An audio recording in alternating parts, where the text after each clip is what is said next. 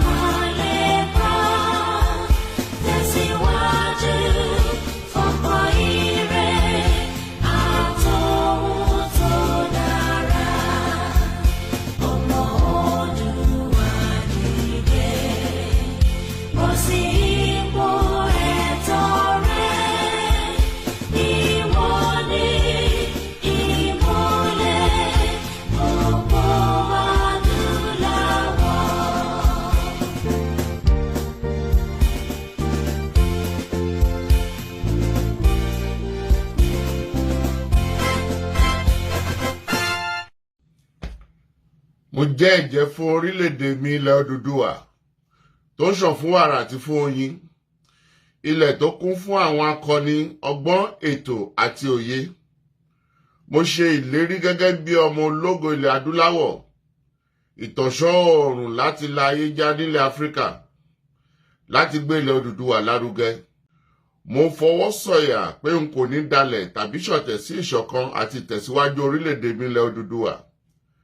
Èmi yóò fi gbogbo ipá, ọkàn, iṣẹ́, ọgbọ́n àti ìṣe mi sin orílẹ̀-èdè mi ní òtítọ́ àti lódodo títí ọjọ́ ayé mi. Gbogbo ìyànjú àwọn akọni tó ti lọ kò ní já sófo láti ọwọ́ mi títí dé ìrandíran tí ń bọ̀ lẹ́yìn. Mo ṣe ìlérí pé ẹ̀sìn tàbí ìṣèlú kò ní yà wá nílẹ̀ Odùduwà.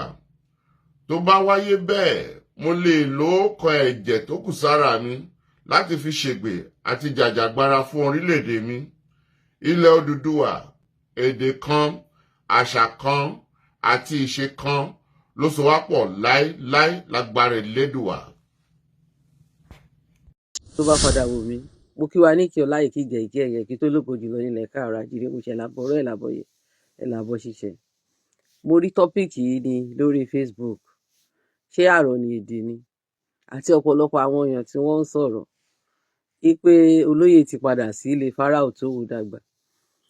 Nọ́mbà 1, nǹkan tí mo fẹ́ ká mọ̀ ni pé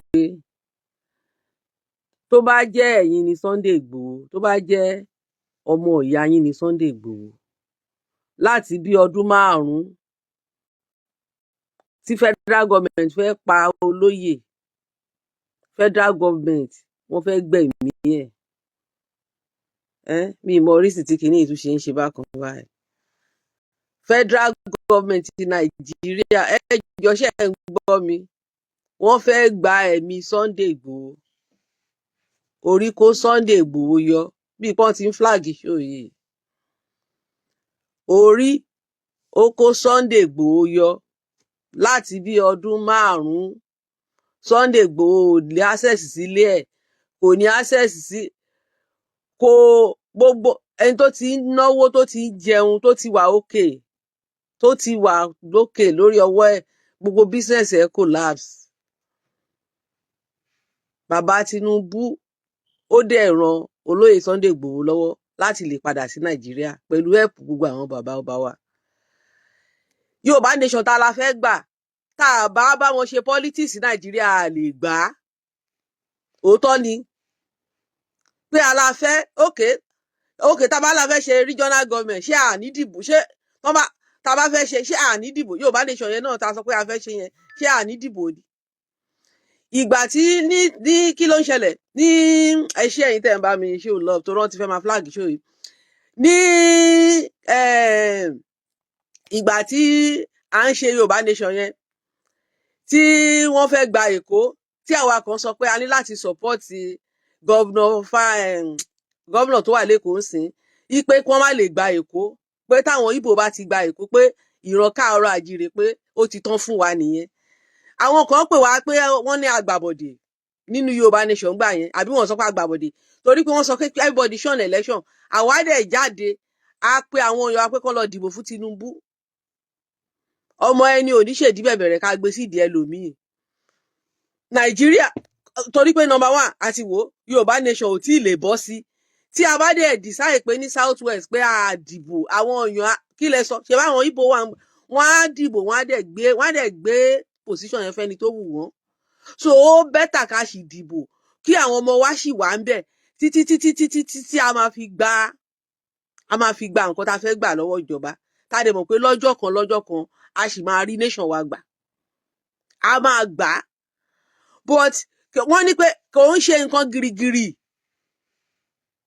yes wọ́n ní òkun òkì wọ́n rúru ká wàá rúru so kí là ń gbìyànjú láti sọ ni pé tó bá jẹ́ pé ńgbà yẹn àwa yẹn gbogbo àwa tá a support bàbá Tinubu gbà yẹn tí àwọn èèyàn pè wá ní oníbọ̀dé pé a gbàbọ̀dé ẹ jọ̀ọ́ tí bàbá Tinubu bò bá sí ń bẹ̀ ṣé àwọn ọba wa lè ní ṣé wọ́n lè fi èdè wa bẹ bàbá Tinubu fún olóyè tí bàbá Tinubu tó máa fi fún olóyè ní àṣẹ láti lè wọlé.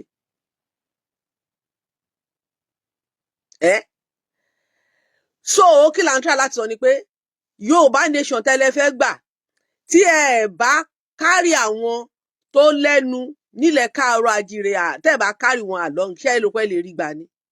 Mo máa ń sọ kinní yìí lójoojúmọ́ pàtà ń ṣe agitation. Tá a bá kárí gbogbo wọn along a kàn máa pariwo bí ajá lójoojúmọ́ ni kò sí nǹkan kan tá a máa rí gbà. Ẹ mọ̀ kan bájá máa ń back ajá kàn máa back ó kàn back náà ni kò sí nǹkan tó fẹ́ tẹ̀yìn ẹ̀ jáde. So fún yín láti wá máa sọ pé Sunday Igboho ti padà di ọmọ Fáráò èèyàn burúkú lẹ jẹ́ lọ́dọ̀ ti tèmi o yes ipe ó ti wá dọmọ Fáráò ó ti ṣe iye òbí pé bóyá kò fẹ́ kí ilẹ̀ òun kó dòmìnira but yet àwọn tó bá máa ràn yín lọ́wọ́ ẹ lè tì wọ́n sẹ́yìn yóò dẹ̀ kí n fojú olóore gúngi. So ṣé ìsìn tí bàbá Tinubu àti àwọn àgbààgbà tí wọ́n ń lọ press bàbá Tinubu pé kí bàbá Tinubu pé kán fún olóyè láàyè láti padà sílé ṣé kí Sunday Igboho dé náà kó wá gbógun ti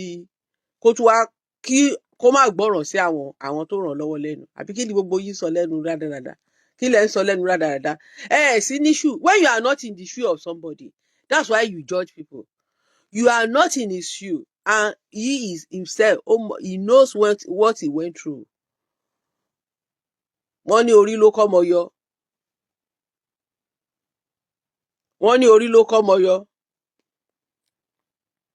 orí ló kó ọmọ yọ ṣé náà ẹ jẹ́ ká sòótọ́ fúnra wa ṣé a lè rí Yorùbá nation gbà lọ́la ẹ lè rí gbà lọ́la ni constitution Nàìjíríà wọ́n ṣe ń ṣe constitution amendment ni pẹ̀lú constitution tó wà Nàìjíríà àbá àpariwo dọ̀túnla kò sí nǹkan kan tó máa tibẹ̀ jáde ó wà lára nǹkan tí kan nínú wa lady kan ló kọ́kọ́ pè mí gbà yẹn pé ẹ kàn ń pariwo ni.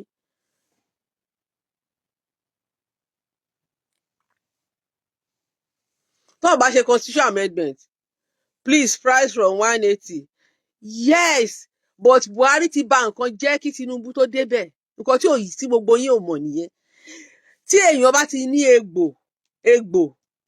egbò ti wà lẹ́sẹ̀ èèyàn ẹnìyẹn lẹ plaster mọ́ egbò yẹn ti kẹ̀ nígbà tán wá ṣí egbò yẹn tán wá ṣí ojú egbò yẹn síta ìgbà tán ṣí ojú egbò yẹn síta gbogbo yín ṣẹ̀ṣẹ̀ ń rí ṣùgbọ́n ẹni tẹ́gbò wà lẹ́sẹ̀ tó lẹ plaster mọ́ ńkọ́ Buhari ti balẹ̀ jẹ́ gan kí Tinubu tó dé Buhari ti balẹ̀ jẹ́ ó ti balẹ̀ jẹ́ gidi gan ó ti ba ilẹ̀ jẹ́ kí Tinubu tó dé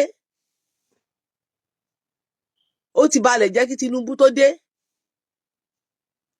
ẹni tó bá dẹ̀ dá nǹkan lẹ̀ kì í ṣòun ló máa forí fa ẹni tó bá padà lẹ́yìn ẹ̀ ló máa forí kó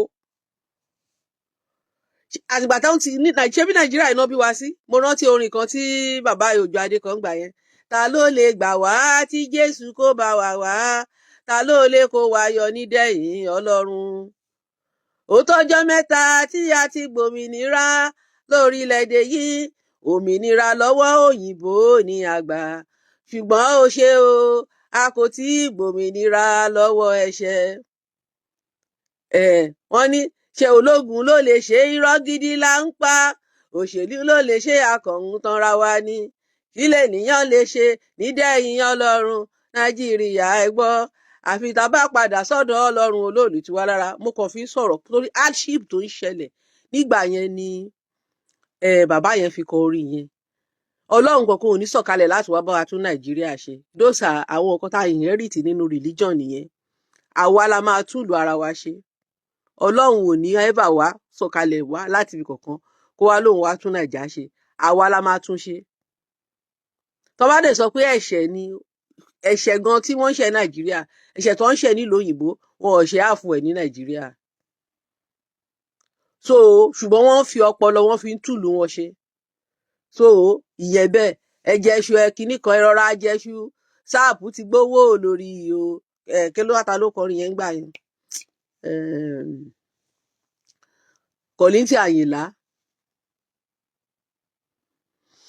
Tẹ bá dẹ̀ ń sọ̀rọ̀ hardship, tí bá sọ fún yín pé ìlú òyìnbó gan tún ti worst gan ju Nàìjíríà lọ ńkọ́. Mo yín sọ fún yàn kan lánàá pé ẹni tó bá ń gba £2,000 nílùú òyìnbó, ẹni tó ń gba £1 million Nàìjíríà, ayé ẹ̀ bẹ́tà ju ẹni tó gba £2,000 nílùú òyìnbó. Bẹ́ẹ̀ ni, tó bá ń gba £2,000 ní London tá wà yìí, ní London o ò lè gba 2-bedroom flat. Yàrá kan ní London sìn bí ibi tó bá ti rí tó cheap ló máa rí ní £800, £1,000. So ẹni tó bá wá ń gba £2,000 tó sọ pé òun fẹ́ gbé ní studio flat, èèyàn kan ṣe sọ fún mi lánàá pé studio flat tún di 1,650. Á lo bus pass. Ẹnìyẹn sọ fún mi pé train kìíní òun ó ní £210 ní lóṣù. Zone 2 to 4 yẹn tẹ́lẹ̀tẹ́lẹ̀ bíi nígbà kan rí was £80, £24, 96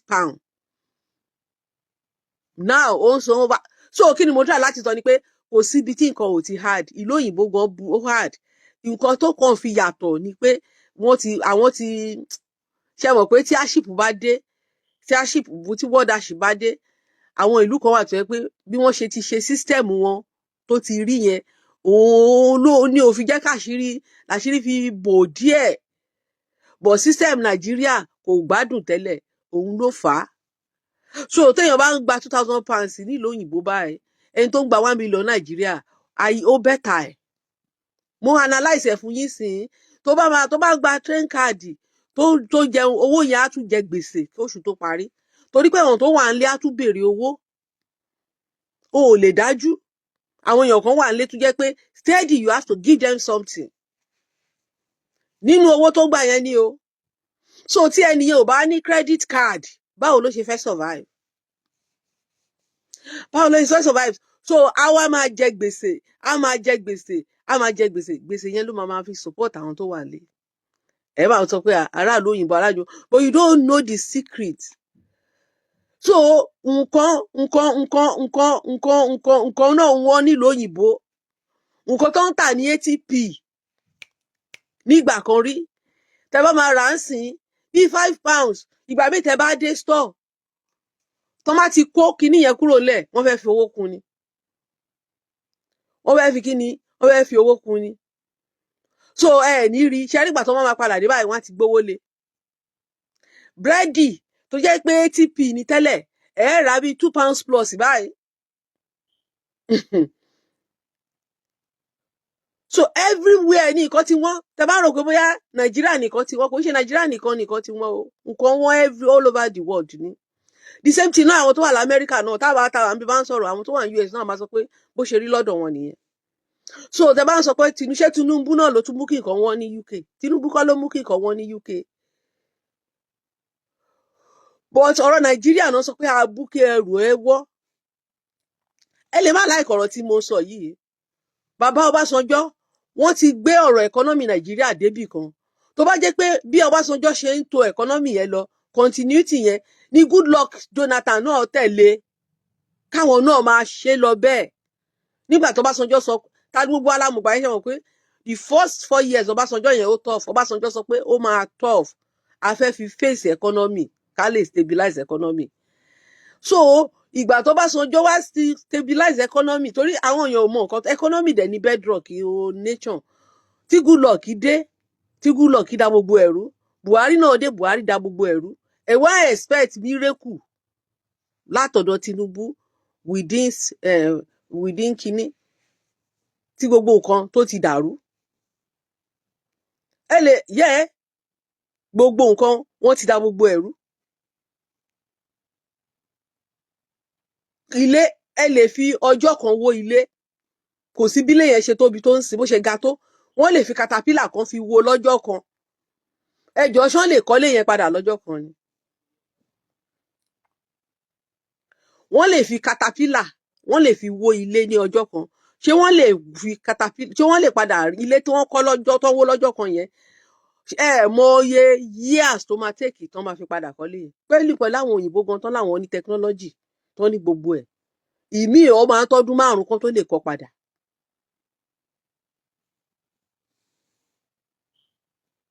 ìmíì ó máa ń tó ọdún 5 kan tó lè kọ́ àwọn ilé wọ̀nyẹn padà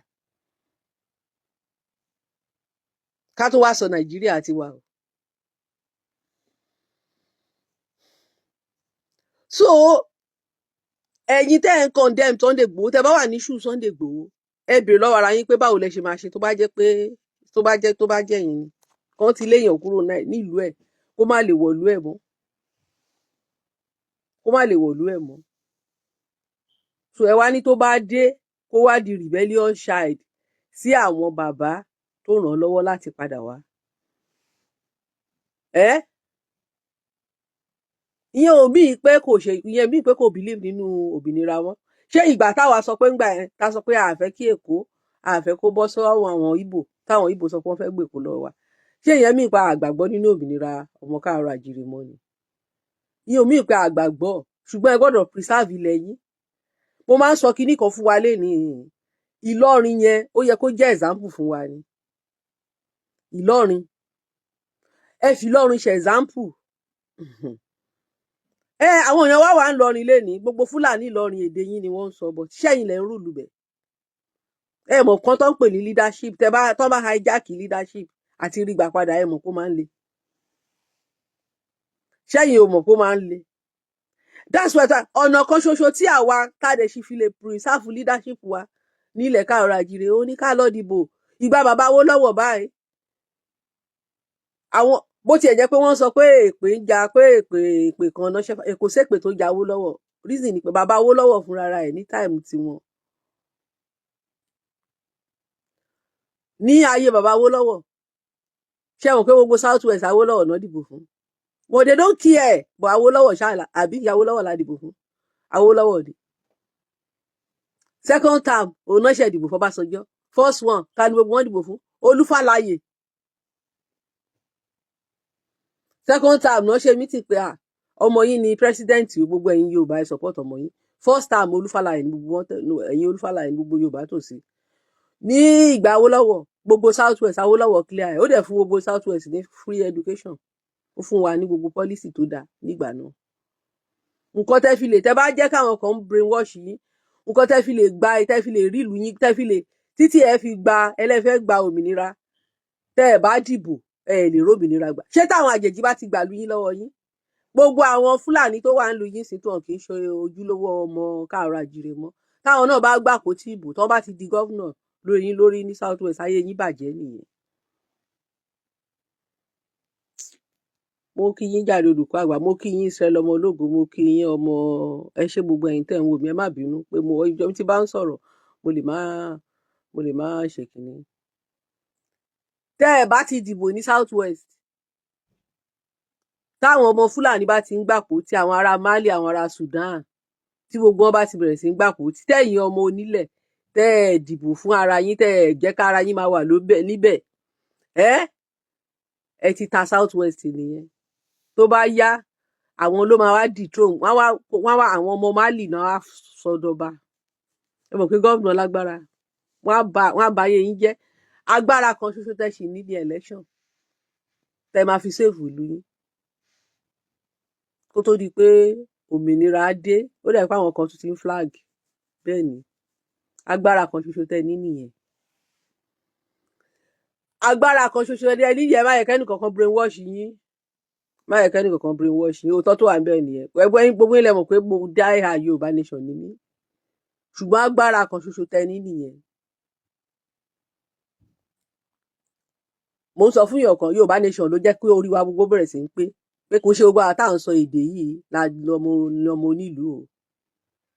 Àwọn àjèjì táwọn bàbá yín fún ní naturalization wọ́n ń gbé láàrin yín, wọn ò dẹ̀ lè láìkì yín láéláé. Bẹ́ẹ̀ ni, envy tó ti wà lára àwọn bàbá wọn láyé àtijọ́ yẹn náà ló wà lára wọn. Àwọn àjèjì yẹn náà àwọn náà da Ọ̀yọ́ rú débi tó Ọ̀yọ́ délé nìyí. Àwọn náà da Ọ̀yọ́ rú, àwọn náà bà dynasty Aláàfin jẹ́, àwọn ló kó bá Aláàfin. Aláàfin ò tí mọ àwọn tó bá tiẹ̀ jẹ́. Mo máa ṣe fídíò Aláàfin. Àwọn náà bà gbogbo progress Ọ̀yọ́, àwọn ló bà á jẹ́ lénìí. Ẹ lọ ka history Ọ̀yọ́ 14th century tán láwọn ará Málì dé, àtìgbà náà láyé Ọ̀yọ́ ti bàjẹ́. Àwọn ló collapse Ọ̀yọ́, àwọn ló gbàbọ̀dè fọ́yọ́, àwọn ló sọ Ọ̀yọ́ di tenant, from empire to tenant. Tá a bá ń sunkún ká máa ríran. Gbogbo èèmù wọn dẹ̀ ni pé kán gba gbogbo ilẹ̀ tó rájagun gbalẹ̀ ni wọ́n. Àwa ni ká jẹ́ kó rí wa pé. Ẹ wo,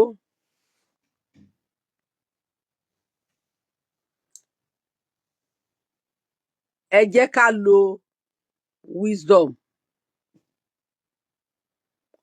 Ẹ má jẹ́ ká fi sentiment sí nǹkan. Ká face reality. Wàá béèrè lọ́wọ́ ara ẹ pé tó bá jẹ́ pé mi mo wà ní school Sunday Igboho tán ti rán mi pẹ̀lú Nigerian government, ṣé ẹ fẹ́ kán pa Sunday Igboho ni? Ẹ fẹ́ pa á?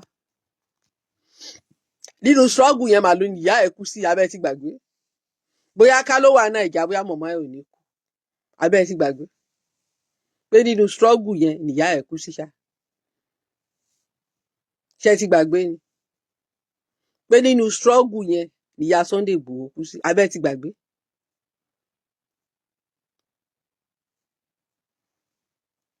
Èèyàn tún gbọ́dọ̀ lùsù. Ẹ̀gbọ́n wọ́n pa mọ́lé, wọ́n pa ọ̀rẹ́ Àdìgún, àbí kí ni orúkọ ọ̀gbẹ́ni yẹn náà. Ẹ dẹ̀ ní làákàyè. Báwo lẹ ṣe wá ń rò? Báwo lẹ ṣe wá ń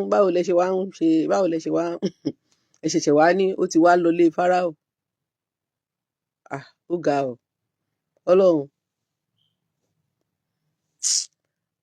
Kò dáa.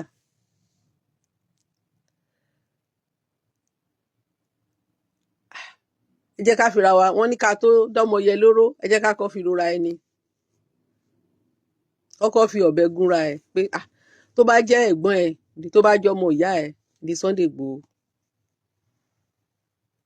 Tó bá dé tí president tó ṣẹ̀ṣẹ̀ forgive ẹ̀ ní kó wá bẹ̀rẹ̀ wà wá advice ẹ̀ pé wọ́n lọ́mọ wà wá advice ẹ̀ pé kó bẹ̀rẹ̀ nǹkan tó jẹ́ pé bá tiẹ̀ pariwo ń sìn kò tí ì lè work. Kì í ṣe pé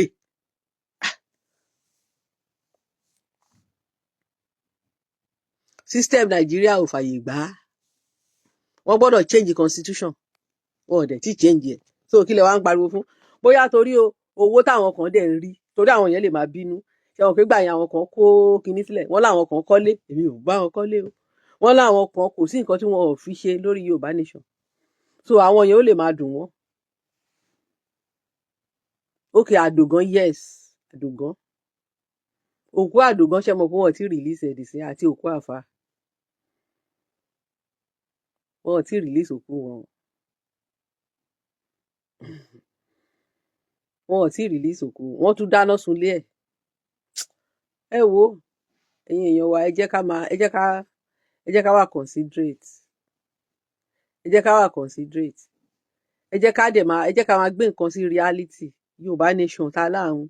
tó bá yẹ pé ń sìn pé regional government wọ́n náà ṣe wọ́n sì ń ṣe tún constitution Nàìjíríà ṣe fún wa ni wọ́n fẹ́ tún constitution Nàìjíríà wọn ò dẹ̀ tí ì rí ṣe wọn ò tí ì rí ṣe kán decentralize government yẹn tó bá decentralize yẹn ni a lè wá sọ pé kíní but lọ́wọ́ náà ká pariwo dé ọ̀túnla èèyàn kan wà mo bá jà lórí Yorùbá nation fọdún 3 mo ní ó quit nígbà yẹn but later ni mo ṣẹ̀ wá ńgbà tó wá ó sọ fún mi kọ́ tí mò ń sọ yẹn náà ló ń bá mi sọ bọ̀ kò wọ etí mi ìta sí mọ́ nígbà yẹn but later a ò pé kò sí inú Yorùbá nation náà ta sọ pa wa náà ṣe là ń bára wa jà káàkiri ààrẹ àṣe.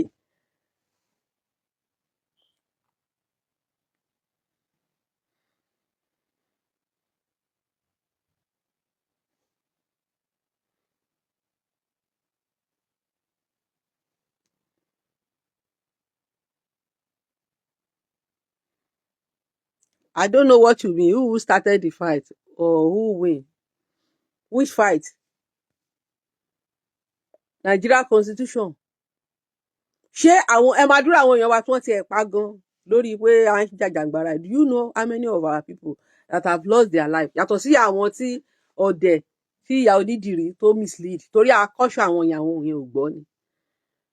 A sọ fún wọn pé kán má lọ declare anything wọn ò gbọ́. Àwọn youth wa ìyá onídìrí náà ló kọ́sẹ̀ tán ní kán lọ máa ṣe rally okay ẹ wo eléyìí tó ṣẹlẹ̀ lẹ́kọ̀ọ́ ẹ wo eléyìí tó tún padà ṣe tán kàn ṣe peaceful rally tán ní ìyàwó kan nínú wọn wà ní Èkìtì nígbà yẹn tán ló lóyún tán pa wọ́n táwọn ọlọ́pàá lọ pa wọ́n nígbà yẹn eléyìí tá dẹ̀ wá ń sìn ojú máa wà lára Ìgbòho bàjẹ́ tó bá ṣe ẹ́ ní nànà àwọn máa gbé ni ṣẹ́yìn ò mọ̀ pé ẹ̀dẹ́ ni bó ṣe wọlé. Ta ló wá fẹ́ plead fún? Ẹ wò ẹ jẹ́ ká torí Ọlọ́run ẹ jẹ́ ká wà.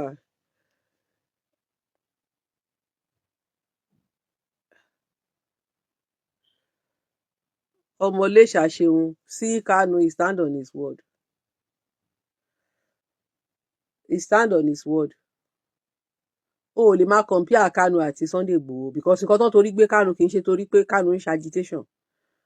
Kanu ní kí wọ́n jó gbogbo nǹkan lẹ́kọ̀ọ́ àbí ojú ẹ̀ fọ́ o rí gbogbo fídíò yẹn gbà yẹn ni. Ẹ dáná sun ilé ẹ dáná sun ilé ẹ dáná sun ilé ẹ dáná sun ilé ẹ dáná sun ilé kò kì í ṣe nítorí wípé Kanu sọ pé kò ń ṣe torí pé Kanu sọ pé òun fẹ́ kí Ìbò lọ náà torí lọ gbé Kanu torí violent tí Kanu fi kún ni nínú ìlú tó lọ́ba tó níjòyè Kanu kó àwọn ọmọ Ìbò jọ wọ́n yìnbọn ó lóun train àwọn sójà Ìbò kò sí ìlú tán ti ń ṣe mo mọ̀ pé rán lòun pa o kì í ṣe ọmọ káàárọ̀ àjìrè kò ṣe ìyìn orúkọ ẹ̀ ni kò sí ìlú tán ti ń ṣe àwọn nǹkan tán torí gbé Kanu nìyẹn torí Kanu gan ló jẹ́ kán lọ àtáàkì Sunday Igboho tó wáyé pé Sunday Igboho ṣe tiẹ̀ ní wọn ò ní dọ̀dọ̀ ẹ̀ yes bí ká Sunday Igboho kàn ṣe ń ṣe titi ẹ̀ tó bá yẹ pé bó kàn ṣe ń ṣe yẹn ni tí ò sọ pé òun darapọ̀ mọ́ páńpẹ́ àti àwọn Yorùbá sọ pé àwọn fẹ́ bá àwọn Kanu ṣe ń gbà yẹn wọn ò ní mi ò dẹ̀rù pé olóyè àti Kanu gan ríra rí ju pé kán bóyá wọ́n jọ ń sọ̀rọ̀ lórí fóònù àbí kínní tí ìbá ṣe pé àwọn Yorùbá nation láwọn pé ìbò wọn ò ní dèdè ọ̀dọ̀ Sunday Igboho wo àwọn orí nǹkan tó ṣe táwọn Ìgbò tán kò bọ̀ tó march tó yìnbọn tí Kanu sọ pé káàrin tó bá ń ṣiṣẹ́ ní sójà ó fi kán resign kó máa fún wọn ní 2 months salary advance kán wá join Biafra force wọn ò dẹ̀ tí gbòmìnira kò sí nation tó bá ti ṣe tó ti ní mú ẹ fún treason tòlódà ipa àkì máa ń ronú Nàìjíríà àmọ́ pé Nàìjíríà lófin náà ó kàn yẹ pé wọn ń tẹ̀ lófin ni but Nàìjíríà lófin kò sí country tó máa ti ṣerú ẹ̀ you can't do it in any country.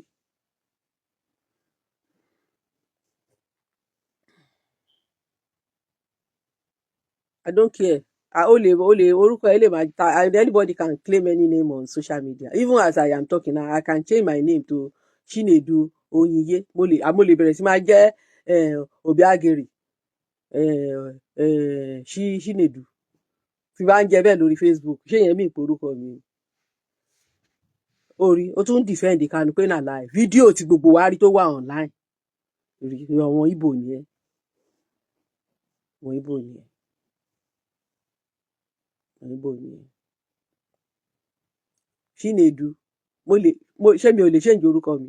Ẹni orúkọ mo lè wọ́n lè lọ máa jẹ́ lórí social media náà, ibi social media ni màá dẹ̀ máa comment, àwọn ẹlẹ́wọ̀n máa sọ pé ọmọ Ìgbò ló ń sọ̀rọ̀. Ibi tẹ́ ẹ tún bá jẹ́ dé ẹ tún lọ wá picture èèyàn kan, ẹlòmíì lè lọ mú picture ìyá arúgbó, ó dàbí àwọn kan àṣọfẹ́ scam mi ni àṣọfẹ́ scam mi ló wá ṣàtẹ́sí mi pé ìyá òmìnira ọmọ Odùduwà àwọn like bí mo ṣe ń sọ̀rọ̀ ìṣẹ̀ṣe, bí mo ṣe ń sọ̀rọ̀ àṣà, bí mo ṣe ń ṣe ipe kémi mú account number mi wá, àwọn fẹ́ fún mi lówó, àwọn fẹ́ ràn mí lọ́wọ́, àwọn fẹ́ ṣe èmi kẹ̀rí mo wà sensitive gan, mi kàn lè fúnyàn láka number because mi ò mọ̀rọ̀ èèyàn tó jẹ́, bóyá account number yẹn bóyá ẹ máa lọ fi scam mi àbẹ máa fi fraud mi ni. mo ní bí mo ṣe wà yìí pé mi ò nídìí pé anybody tó bá fẹ́ support mi pé mo ní bí charity kinní kan tí mo ní charity number kan tí mo ti forúkọ mi ṣe, tó yẹ pé ẹni owó tó bá ti wọnú àkáǹtì yẹn ó máa lọ sọ́dọ̀ àwọn charity yẹn so ní UK. So mo á ní pé tó bá lè fi owó sí charity yẹn kó kàn send ẹ̀ kó fún mi ní receipt, so tó bá ti fi owó sí charity yẹn kó lo link yẹn kó send owó yẹn sí charity yẹn pé ó ti wà okay pé because that is anybody want to pé mo ṣe ṣàlàyé. So àwọn nínú kinní kan òun gbọ́dọ̀ ó kàn yá mo bá lọ pé ẹni tó tiẹ̀ ń bá mi ṣá picture àgbàlagbà ló lò ó, jẹ́ kí n tiẹ̀ lọ wo page ẹ̀, ibi tó wá gọ̀ sí ni pé kò tí ì change àwọn new page. Ṣé wọn pé àáfàá lẹni tó ń bá mi chat? Ṣé wọn pé àáfàá lẹni tó ń bá mi chat?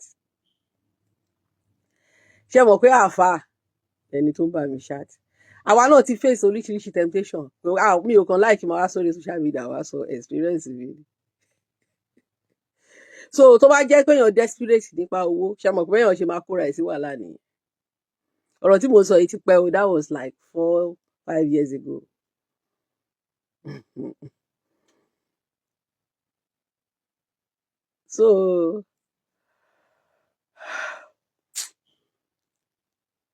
so àbí o ẹ ṣe ọkù Yomi Ọláwálé, ṣé lóòótọ́ ni, ṣé kó fún wa ní fídíò bíi tí Ìgbòho ti sọ pé kán lọ jólè BRT ti ṣe Kánú ní kán jólè kó kọ̀ sí 3.4 billion tí wọ́n dẹ̀ dáná sun píṣọ ẹ̀ wà o. Archive tó wà lẹ́kọ̀ọ́ tó máa ń kó gbogbo dọ́kúmẹ́ǹtì sí Kánú ní kán dáná sun gbogbo dọ́kúmẹ́ǹtì Nàìjíríà, Kánú ní kán dáná sun. So o ò lè máa fi Kánú wé Sunday Igboho, nǹkan táwọn méjèèjì gbé dání ọ̀tọ̀ọ̀tọ̀ ni, kò ń ṣe nǹkan kan náà làwọn méjèèjì gbé dání, ó yàtọ̀ síra.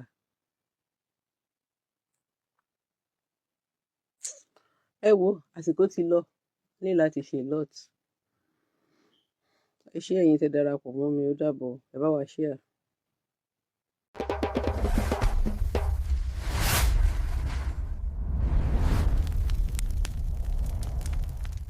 You dey find real Yoruba gist, culture, truth and vibes. Na here e dey. Arole Baba 10 Media, no dull am. Subscribe sharp sharp.